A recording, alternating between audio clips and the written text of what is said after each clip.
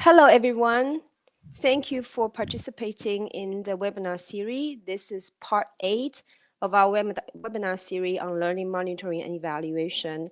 And today we'll be focusing on tracking progress in changing policies and laws. And this is the part 4 of this particular topic. We are very, very happy today that Romy Mum from Lawyers Alert will be presenting their work on this, on how they track policy changes in policies and laws.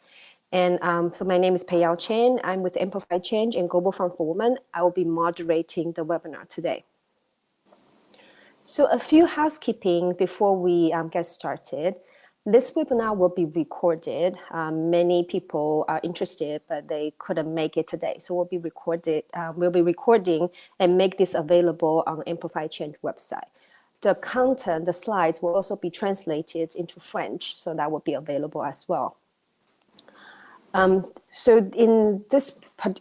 today we're gonna spend about 30 minutes for Romy's presentation, and then we'll have plenty of time for Q&A. And we are muting all attendees at this point because, just to make sure, because of the audio quality issue. But you can ask questions through the chat box, which is on your right-hand side, and lower right-hand side, there's a chat box. And you can ask questions at any time during the webinar. And we will be moderating the Q&A session after Romy's presentation.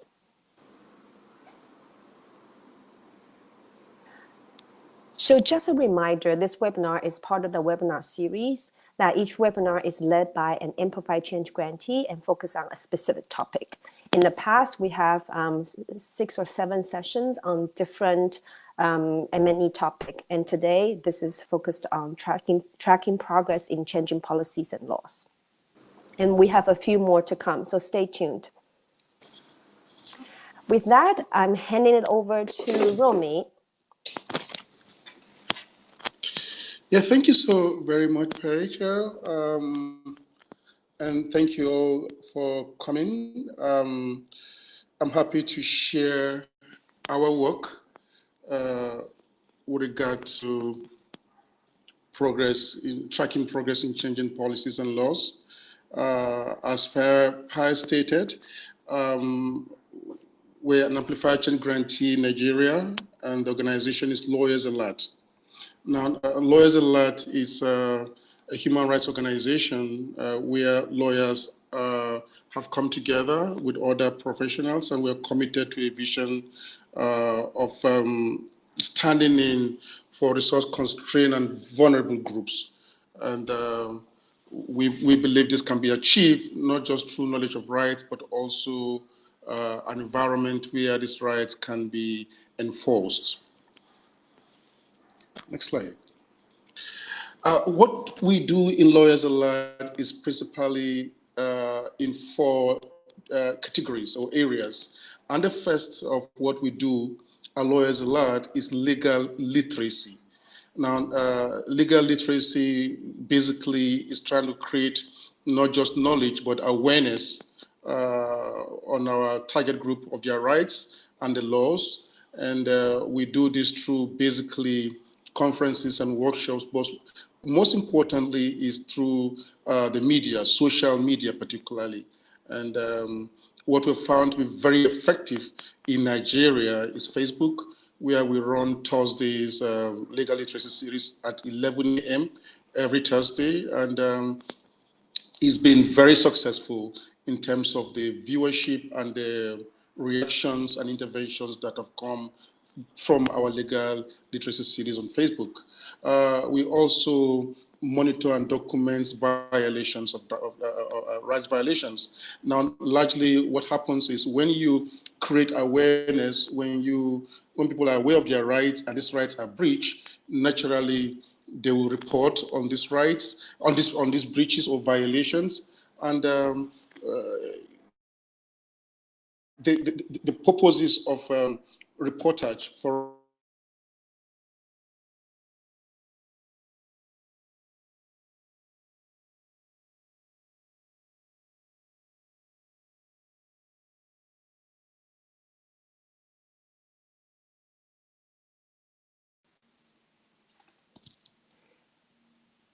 Romy, I think I lost your audio. Can you hear me?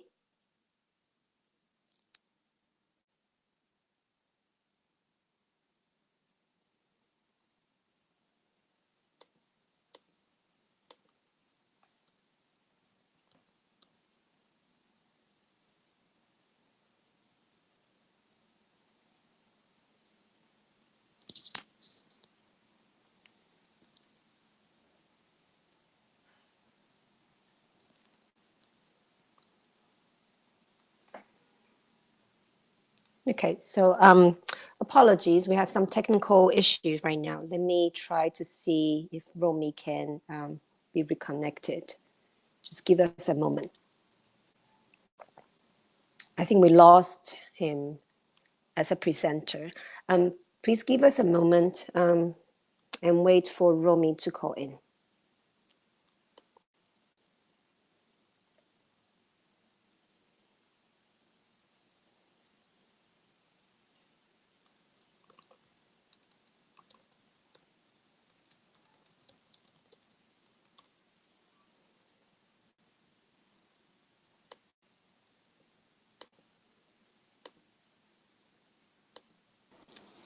Hello? Yes, you're back. Excellent. So sorry about that. No Yeah. worries. Great. So, okay, so, right. So I was saying that outside of monitoring and documentation, we also carry out free legal services for persons whose rights are violated. Oftentimes, people get wary from just reporting violations for purposes of research. They want some sort of remedial measures. They want some sort of justice for what they report. And what we try to do at Lawyers Alert is offer free legal services and also kind of strategic impact litigation for persons that we work with, which are mostly persons living with HIV or affected by it or most at risk. This includes, of course, the LGBTI community, female sex workers, persons who use drugs, TB patients, and resource-constrained persons and women. Then again, we carry out advocacy, which perhaps is why we're here today to share lessons. And advocacy is on law and policy reforms, particularly. Next slide. So I'll be sharing lessons on our work on law and policy reform. And basically, I'll try and focus on how we measure progress. Now, often in tracking progress in law and policy reform, we just naturally go to the passage of the amended laws or the policies that we want to see passed.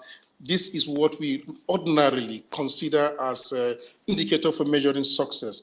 So oftentimes, even when we write our proposals or applications and our grantors or persons who give the grants want to know how are you measuring progress, we will just tick the passage of laws or policies as that, which for us is the, but at Lawyers Alert and probably many other organizations, what we do is we focus on attitude, perceptions, and practices, how that moves as we carry out our advocacy as key indicators.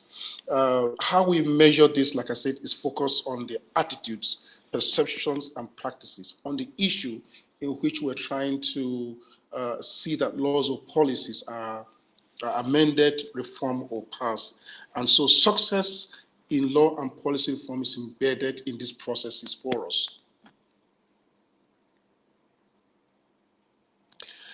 Now, I would want to use one of our work in speaking to this, and I would choose the work where we worked. I work in Plateau State in Nigeria.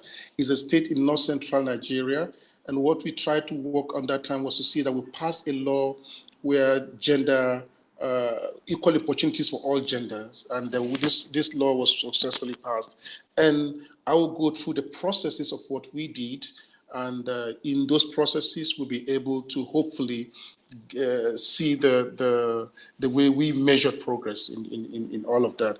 And so when we set out to have this law passed in Plateau State, it was Plateau State to start with is a state where it's predominantly a Muslim state, and it's also a state where religion is those conservatives it's heavy in that regard, and also a state where the male population is has some kind of do I say it's more valued or something in that nature? And so this was why we wanted to pass the law anyway, that all gender, whether male, female, let's have equal opportunities based on our abilities and not based on our sex. And so what we did, when we went into the state, along with our partners, was to first of all look at the stakeholders and divide them into two main categories: the primary and secondary stakeholders. Now, secondary stakeholders for us meant the general public, persons who would not be directly in play in the process of passing this law, but persons who will be affected by it generally, the general public. And we held what we called, or what is called a public policy dialogue with the general public. And it wasn't just one event. We had series of this public policy dialogue on the radio, social media, and we tried to track responses where we discussed, for example, what do you think of a law like this? What are your perceptions about boy, girl, child education? What do you think about female genital mutilation? What do you think about men and women having the same opportunities? And so phoning programs on radios, persons we are phoning in, making comments, we're tracking some on social media, and all this gave us a very good feel, a very good impression on the pulse on the issue of gender parity and equal opportunities with regard to our secondary population. This for us formed the baseline in measuring success, the perceptions and the kind of responses we're getting. When you analyze them, it gave us the general perception and it gave us a general, for us, that was a baseline that we're starting the action from.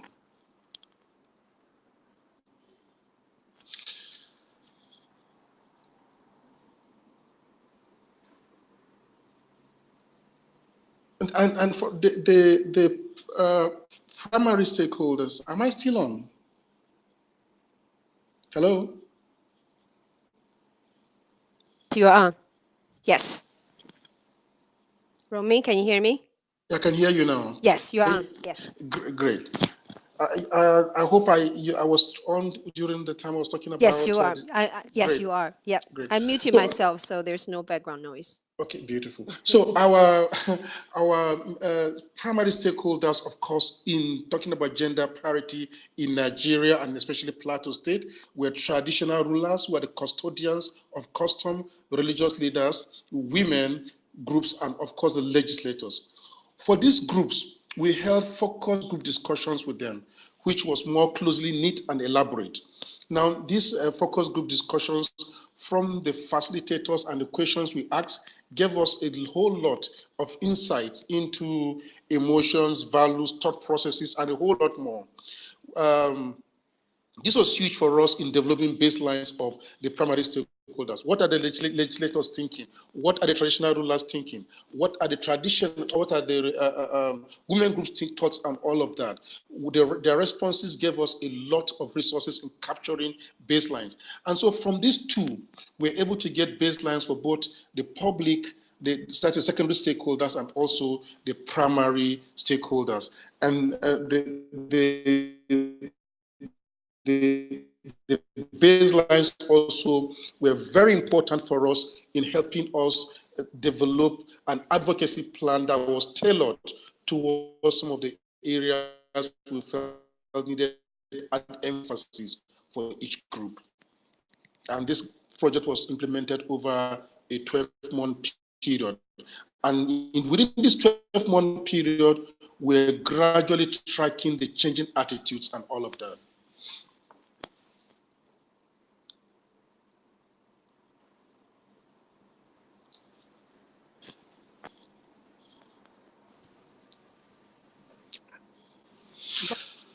Now, so within 1 year, am I on? Yes, you're on. Can you hear me? Yes, I can hear you. Romy, can you hear me? Hello? Great. Yeah, I can hear you now. So within 1 year, we we convened 3 focus group discussions for primary stakeholders at the start of the project, 6 months into the project, and at the end of the project. That's also 2 months. That continually help us to track shifts in attitudes and changes in those attitudes. Recall, I talked about baseline, and these baselines were formed, were taken at the focus discussions. So when we came back 6 months later, we asked the same questions again. We looked at the trajectory of responses, and we tried to see the shift in attitudes and all of that. And the same also happened for us with the central stakeholders. The quarterly funding programs also showed it helped us to track progress. I said, for example, that with traditional, we saw a lot of progress, especially with legislators and religious leaders who saw the need for gender parity. We didn't have much progress with the traditional rulers, but there was also a positive shift nonetheless. And that also happened with the secondary stakeholders. So what I want to say here is that for us, these were processes that were measuring progress. That when you analyze what happens within a certain period and what happens 6 months down the line was for us the way we're tracking the changing attitudes and all of that. And this for us was a measuring of progress in law policy reform. Next slide.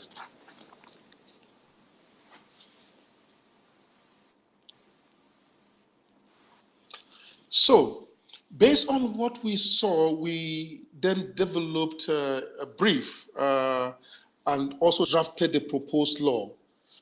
This was shared with the legislator, who was a member of the focus group discussion, and it helped sponsor the bill in the parliament. Now, with the fact that we had engaged the legislators over this length of time, advocacy on the parliament was less challenging, and the equal opportunity and gender law was passed. Now, the lesson for what I would want us to note particularly here is that the bill went into the parliament when the parliament was already primed and ready to take it in and work on it, owing to the focus group discussions and owing to the fact that our tracking of attitude perceptions within parliament evidenced for us the fact that this was a time to submit that bill. And we submitted the bill at a time that we are not going to have much of a problem in having the passage. And let me quickly talk about other examples to show why this is important. And I'll start, for example, with the Administration of Criminal Justice Act in Benue State. That law went through the same processes that we did with the Plateau law. But unfortunately, it wasn't passed because when we tracked the baselines, we saw that there wasn't much shift, but we had to submit the bill all the same. This was a project, and we had to be within the project time. We submitted that bill, and it failed, but then again, we resubmitted. We're lucky to have it passed, but the important thing there for us was the lessons that we learned. Now, something else that I would want us to note particularly again about changing attitudes and perceptions of the public has to do with the anti-female genital mutilation law in a state in Nigeria called Osun State. We did everything, attitudes were changed and all of that, but yet the law failed. When the law failed, because the communities had already agreed, we are convinced in terms of not mutilating little girls' genitalia. What they did was that the communities came together and on their own decided to enter a voluntary MOU by the communities. And they said, within us, this community, we have by ourselves banned and stopped female genital mutilation. This was very, very significant in the sense that the parliamentarians did not pass the law, but because we had carried out enough advocacy and we're tracking processes, and it showed that they were at that place where that law could have been passed. Even when the legislators refused to pass the law, the communities agreed by themselves to have themselves bound by an agreement not to carry out female gender mutilation. This was important. It showed that often it's not the law which of course just comes to stamp what is going on, but is the attitude and the perceptions of the target group and persons you're trying to have the law passed for their own benefits. Next slide.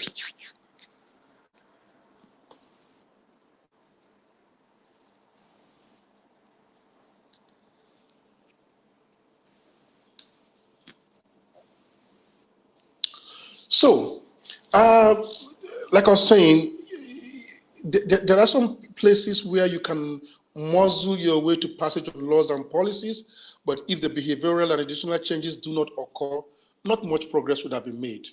This is important, and that is why this is important, and that's why it's good to track processes. Laws simply make these changes statutory and enforceable, but the attitude and attitudinal change is the issue here. Once there's a shift, then you can say, of course, you were very successful. This reinforces our belief in tracking these processes, in measuring successes at Lawyers Alert.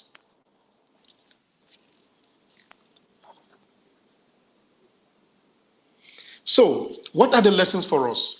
The lessons for us are that laws and policy reform takes time. I talked about some failings in some jurisdictions, and I talked about successes in other jurisdictions. But you've got to be methodical, you've got to take it slowly, you've got to rely, you don't move ahead of your target group. You have to gently gauge their pulse, gauge how their perceptions, their attitudes, and move at that pace towards laws and policy reform. If you get ahead of them, then you might make mistakes, and even if you're behind them, they can get there before you, as was evident in the case of the female genital mutilation in Oshun. Then again, tracking processes is important in measuring success. Success lies principally in changing of attitude and all of that. So you must track that. It is really, really important in measuring success, not just the passage. That is really critical. And then you do not propose new legislation until you're reasonably certain. This is linked to the tracking of processes. When you track process, you know exactly when to propose that new legislation or that policy. If you don't track these successes, if you don't track these processes, you might make that introduction at a very, very wrong time, or you might propose at a time that you're definitely not going to get the kind of result you are hoping to get. And one other lessons we've learned again is that we should not promise what is dependent on others to deliver. Oftentimes, we have progressively moved for us when we're talking about law and policy reform from saying that a deliverable, an indicator will be that this law would have been passed. The best you can do is at this time would have submitted that law or that policy for adoption and all of that, because it's not dependent on us to see that laws are passed, is entirely that of the parliament. We can only promise, for example, that we'll carry out enough advocacy, we'll see that the law is introduced into parliament and all of that. But saying laws will be passed oftentimes can lead to a situation where the story will be that your project did not succeed, while otherwise you would have made a whole lot of success and all of that. So based on that, it's also critical to carry your donor along, your partner and your funders, carry them through these processes and through these entire stories as we make progress. So for us, these are lessons, and I hope that we were in the last 20 minutes or so, we've been able to share what for us came out. I'm ready to take your questions if there are any. And thank you so very, very, very much for your time. Thank you so much, Romy. So I have so many questions I have for you, but I want to open it up to the audience. You can submit your questions through the chat box, and I will be reading them out loud so everybody can hear the questions. So please go ahead.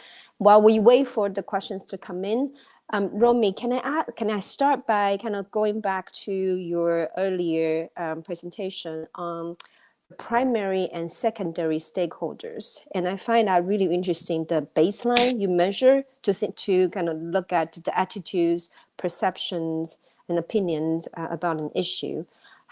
So for the primary and for the secondary audiences, how big a sample do you need? Or for you, how big a sample did you use? That if you do a population, kind of if you want to know the public opinions on something, how many people do you reach out to get this kind of sense check?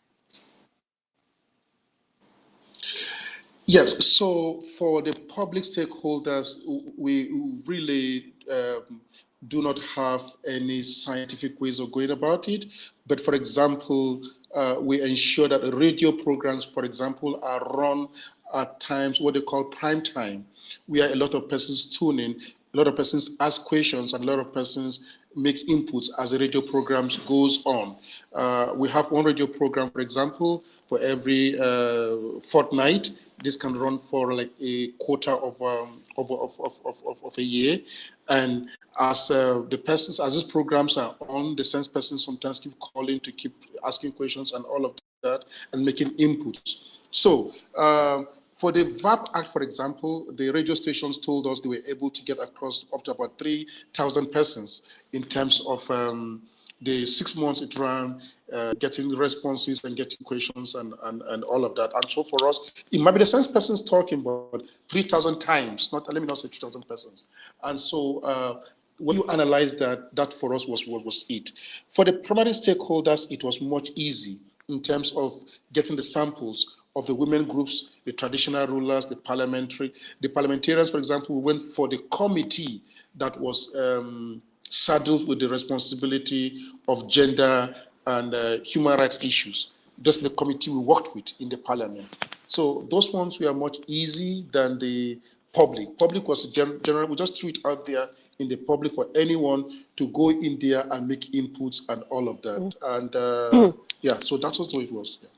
Thank you, because I think the public opinion one that has been, we have heard a lot of questions on that one. How do we sample and what's the methodology? So thank you for sharing that. We have one question from Michelle. Thank you, Michelle. Thank you very much for the presentation. Could you please say a few words about how easy or how difficult you found engaging traditional rulers and religious leaders in your work? Yeah, this is very interesting. I must say that at the beginning, especially with the traditional rulers, it was very, very difficult. And that is why we say this takes a bit of time. And one thing we did was to really allow them to ventilate their frustrations, if you like. And we didn't really try to push anything. The first meeting we had, the earlier meetings we had, was to just say what we thought was should be and hear from them. And we respected their opinions a great deal and took down everything they said, and we promised to come back again to have the conversations with them. While in the interim, we also allowed the public policy dialogue to get to them. We told them the radio programs are being aired and all of that. They could tune in and make their inputs known too. So when we came back to them again, after they were exposed to these radio programs, we came back for another focus group discussion. The same persons came again, but this time around, we noticed some bit of shift in their attitude. Because what we did the second time around was to expose them deliberately to other areas, to other jurisdictions, and how women particularly have done so much in their countries, in other climes and all of that. And we also got women who are achievers to also speak at this, to also participate in the subsequent focus group discussion. So that kind of methodology, seeing them, interacting with them, and seeing that that did not in any way undermine the culture, eventually started to get them to on our side. Like I said earlier, their shift in attitude wasn't really significant, but it was positive. Where we got the most positive shift was with the legislators. So that's why I say this is a very interesting question, because in engaging traditional rulers and religious leaders, you must do your homework in also understanding where they're coming from and try to assure them that what you are trying to do does not in any way undermine those beliefs or those cultures and tradition. And having some of their daughters who are successful and who have been given opportunities in other climes to also participate in these focus group discussions did help a great deal. So it was about using what they have to talk to them towards changing what they believed in the past. Thank you. That was really helpful. So if I can ask another question, coming back to your earlier, so using the anti-FGM law as an example, that the law did not pass, but the communities voluntarily signed an MOU to stop the practice. So in a way, you are redefining what success is and what progress means. And how do you, on your last point on the lessons learned, carry your donor, funder, and partner along? How do you manage the expectations about success along the process? In a traditional M&E framework, probably the goal is to have the law passed. But in a way, you didn't achieve that. However, you achieve something really, really significant at the community level. How do you take these partners and donors along to really think about what success means? Yes. So, and this starts from when we begin to put together our concept, when we begin to put together our proposal and what we promise, what we do not promise. And when we say, for example, we want to see towards change in laws and policies, when you look at the milestones or the indicators we give, in proof of those milestones, often we will put in things like the laws have been given to Parliament, and this has been done.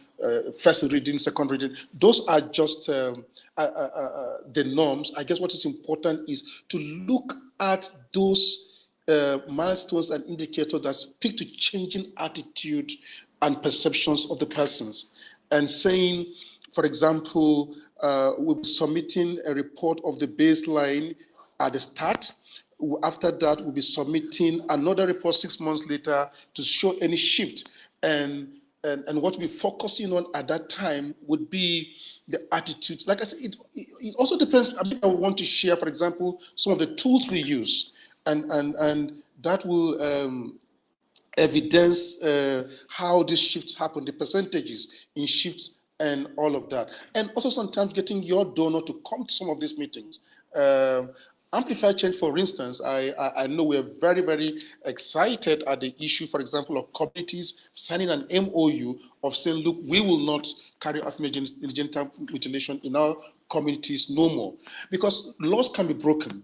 But when communities themselves accept and agree that we're not going to do this again, law or no, whether there's a law or not, is very, very fundamental and significant.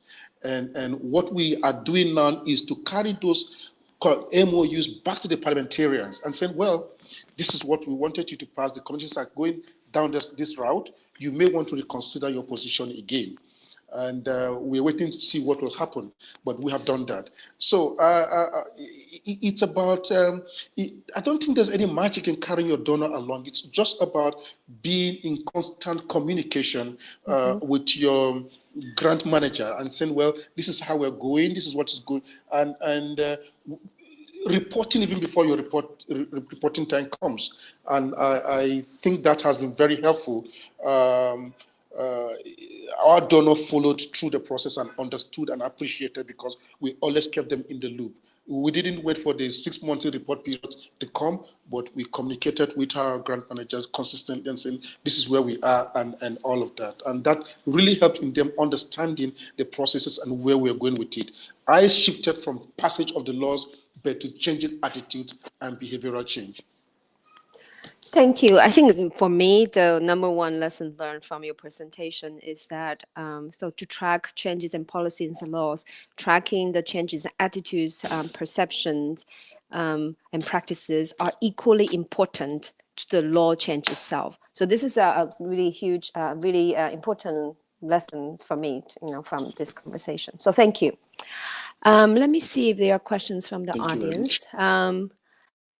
We haven't seen any yet. Don't be shy. We still have time. So allow me to ask one more question, if you may. I'm curious about how you work with partners, and I'm kind of assuming that kind of to do advocacy, policy and law reform, it takes time. It takes more than one organization, and at a grassroots level in the parliament. Could you say a little bit more about how you partner with other, say, grassroots organizations at different levels, how you engage them in this process?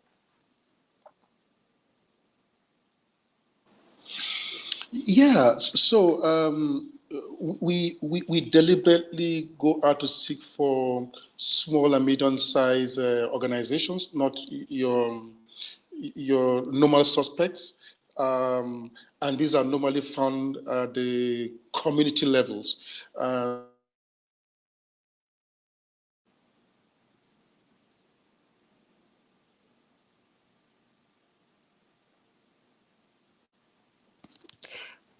Romy, I think we lost your audio.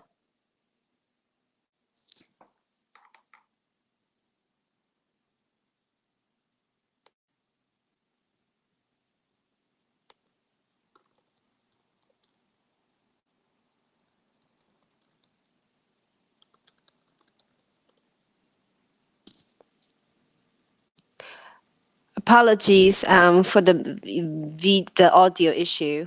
Let's see if Romy will be back.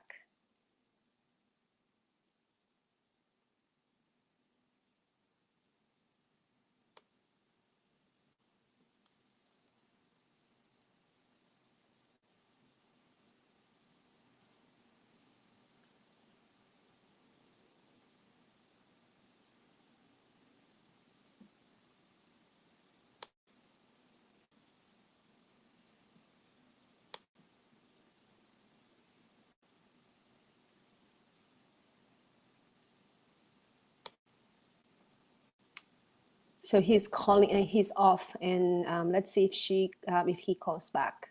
Apologies.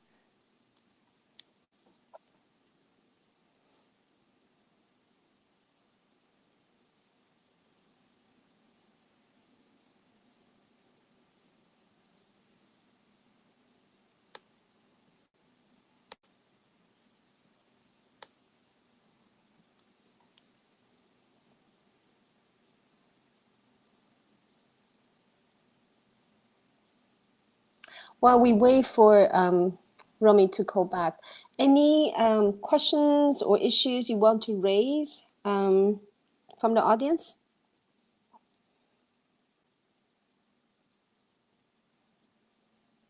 Thank you, Amishay.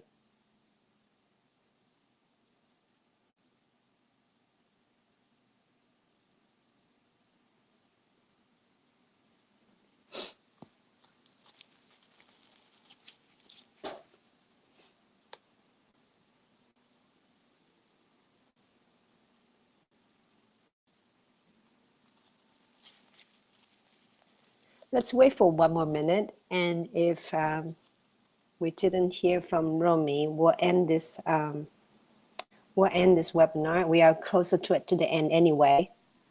I think he's back.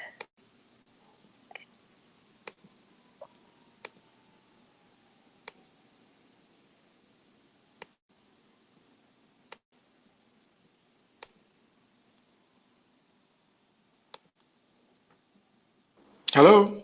Yes. Hi, Romy. Hello? Yeah, oh, so sorry about that. No worries, Guy, you're back. So we were just talking about working with partners. Yes, yes. So like I was saying, so these partners, we then, because they're small and medium sized, we quickly develop an advocacy, a capacity building plan for them based on assessments. And within that capacity, as we develop capacity building plans, we also have an eye on advocacy plans. And based on issues that we've discovered that are there challenges, and since they're the grassroots, and if there's a need for policy change or law change, we discuss with them. They know their communities. They know who are the stakeholders in all of these. And that has been helpful in terms of garnering local buy-in, because we use community groups and they take the lead after some form of capacity where we try to get their administrative systems and financial systems in place, try to get them to develop strategic plans and all of that, and have sufficient knowledge of what they do. And some of them, we help them also acquire legal status. And as you carry out an assessment of their environment, then these issues that are challenging in terms of sexual reproductive health and rights come forth, and we engage them on it. So it's all about not just a partnership, but it's a partnership that we add some value to these community groups, and that does help.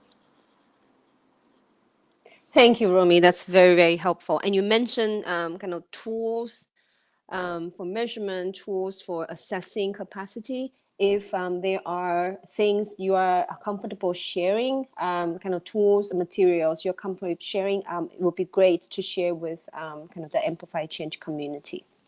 Great. We'll do that. Okay, great. We have a question from Sharon.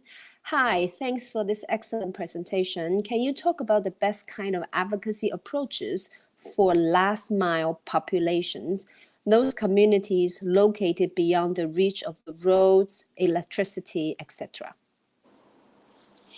Yeah, and we've had some challenges on that too. But again, we've had some form of advantages yet, even though there are challenges about roads and electricity. The radio, it's a very powerful tool, and the radio often reaches communities that use batteries, not just electricity. There are batteries you could use, and these are cheap, and the communities in these areas, their link to the outside world is through the radio, and they listen to the radio religiously. So what we do is we time those programs when they are back from their farms or when they are not engaged, and most times that is, for example, from 4 p.m. in the evenings to about 8 p.m.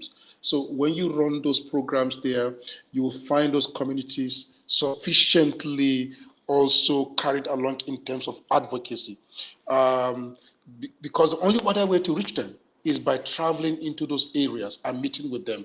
And that can be very expensive, even for a project that is well resourced. At the time you travel there 2, 3, 4 times, it takes a toll both on the project and also the number of persons you can reach. So we use mostly the radio. We use mostly IEC materials that are translated into local languages, so that when you visit once, you make that distribution in the languages they understand. You have that community group that is there as a points organization that can talk with us, and owing to the capacity that we've built on these local organizations and the advocacy plan that they have, they are nearer to the people. They can also get across them in a much quicker manner. So 2 ways actually, or 3 ways. 1 is the radio.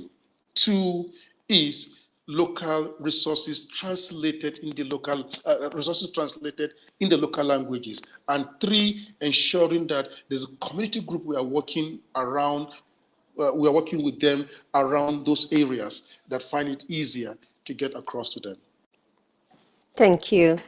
It's very helpful. We have a follow-up question from Lisa. Hi, great presentation. Just wondering if you have a methodology for measuring your radio audience. Yes, we do have, and basically what we do is record these programs and look at what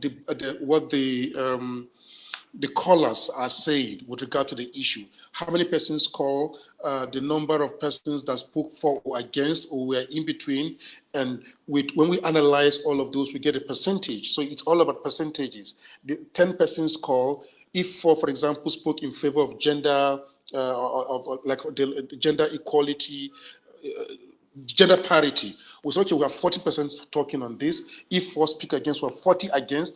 2 don't take a position, we say we have 20%. That's just an example. So it's all about analyzing the number of responses that come in and the kind of comments that come in and inputs. When we analyze, we get those percentages. And as this continues, we aggregate all of that. And if the percentages keep sliding towards a bias for what we want to do, then we know we are making progress. Otherwise, we know that we are not making any progress with the public, is static, or sometimes we are even losing them. And when you make this analysis, it also helps you to reshape your campaign, to reshape your messages and all of that, or to stay on track if you're making progress. So yes, that is how we measure our radio audience. Like I said again, I'm willing to share some of the tools that we use in measuring this, and it's not rocket science. We're just looking at the number of persons that call, what they are saying, what they are not saying, and the following week what happens, and the other program what happens. Aggregate them all together from the baseline, and you get exactly what you're looking for. Thank you, and it will be really helpful to be able to see your tool. A follow-up question on Lisa's question: how do you measure how many people listen to the program, the radio program? How do you know? So we leave that part to the radio stations. We don't have the capacity to do that. Normally, we'll ask them. They will tell us between between 7 and 8. This is an estimated number of persons that will be listening to the radio between this point and that point base. And so we go with what they tell us, and we look at those time belts and go for the prime time and have an estimated number of persons that listen.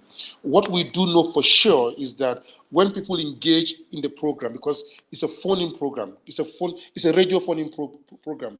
We look at the number of phone-in, the number of comments and all of that. Those ones I'm sure about. But then when it comes to listenership, we rely completely on the radio house. Okay, great. That's helpful. That's really helpful. Well, I don't think we have any additional questions from the audience. So with that, Romy, do you have any last comment before we end this webinar? Yeah, just to say again that changing attitudes and perceptions is the most important thing. And for me, the Ocean story, where the communities came together and gave themselves and entered an MOU amongst themselves, which was in defiance of the law that the legislators refused to pass, is very, very important. That for me should show more than anything else that we should look at the reason why we want a policy or change in law. And that law simply comes in to validate what you have achieved. If you focus on the law, you might miss the most important point. That's about changing policies, changing attitudes, and all of that. That's my last word for this. Thank you. That's really a very important reminder. So thank you so much, Romy, for a great presentation and responding to all the questions. And thank you, audience, for participating. And we will be sharing the recorded session on Amplify Change website, as well as the additional resources Romy will share, tools, materials, measuring the perceptions, public opinions, and also tracking policy and law change.